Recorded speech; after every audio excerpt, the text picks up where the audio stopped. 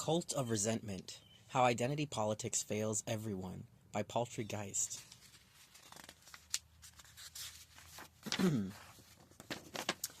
my experience as a marginalized voice, I've seen identity politics used by activists as a tool of social control aimed at anyone who fits the identity criteria of oppressor. The traditional power struggle for equality has turned into an Olympic sport for social leverage, inverting the same social hierarchy that should have been destroyed in the first place. All too often, I have seen how identity politics creates a culture where personal experiences are trivialized to the point of passive silence. But this is all old news. Any experienced, self-identifying anarchist has seen, or probably experienced, some form of being called out or canceled. So why do I bring it up? Because I still see this shit happening, and I still see so many people lacking the courage to openly confront it. Quote from Flower Bomb, an obituary for identity politics. Cult of Resentment: How Identity Politics Fails Everyone by Paltry Geist.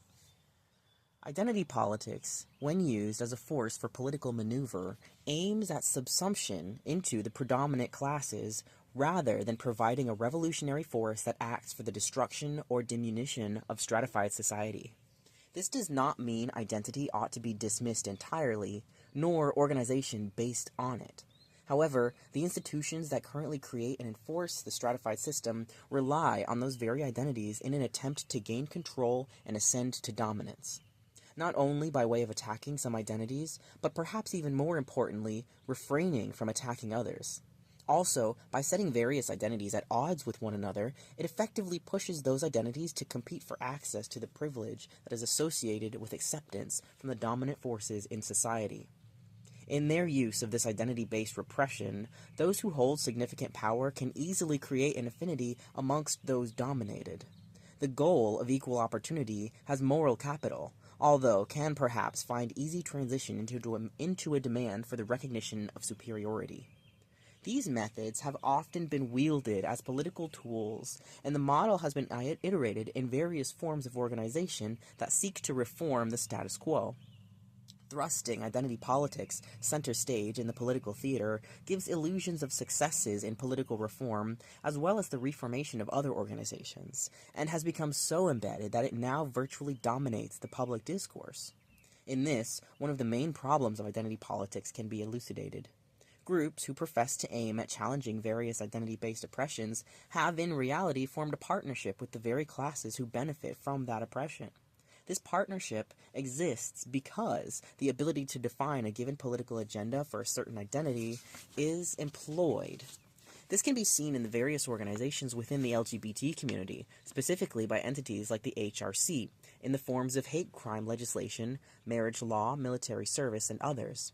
These values demonstrate that organizations like this have tacitly accepted the identity-based line of reasoning and have formed partnerships with the state and the private forces that are based on it. Through the methods they employ and outcomes they aim at, seek an assimilation into, rather than the dismantling of, the very system that generates and perpetuates the oppressions they are struggling against. When operating in the political sphere, identity-minded politicians engage only within the accepted notions of a given narrative of a particular identity or set of identities. Those identity categories and the people that comprise them, in effect, become just another lobby, another special interest group that some politicians are beholden to, while others posture against them.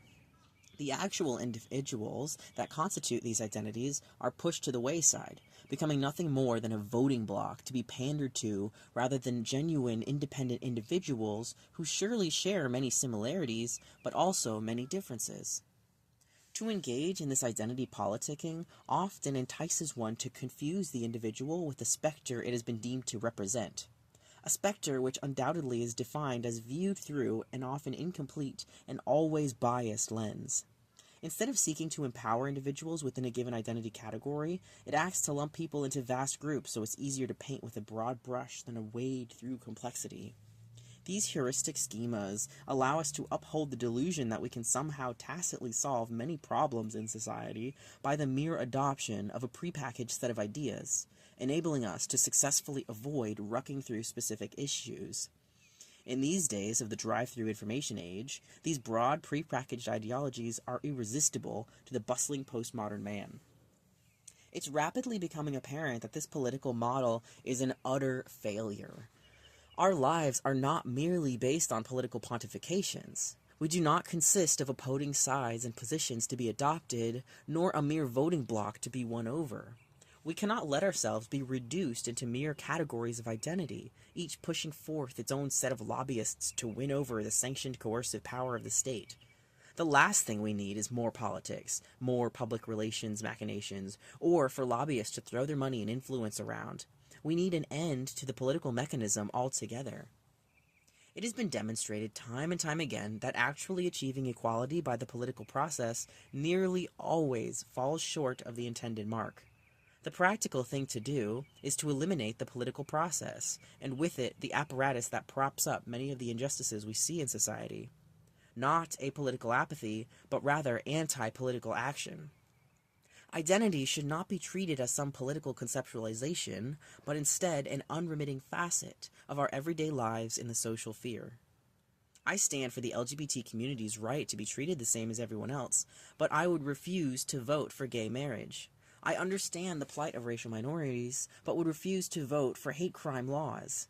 These measures merely perpetuate the very system that is largely responsible for creating the ills in the first place.